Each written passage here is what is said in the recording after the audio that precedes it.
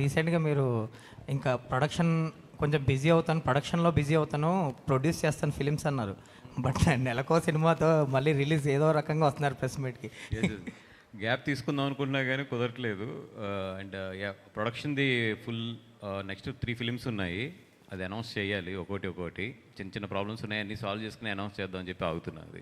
అల్లు అర్జున్ గారి బర్త్డే వస్తుంది అంటే గ్లిమ్స్ టీజర్ ఫస్ట్ లుక్ ఏదో ఒకటి అప్డేట్ ఎక్స్పెక్ట్ చేస్తారు ఫ్యాన్స్. ఎలాంటి అప్డేట్ రాబోతుంది?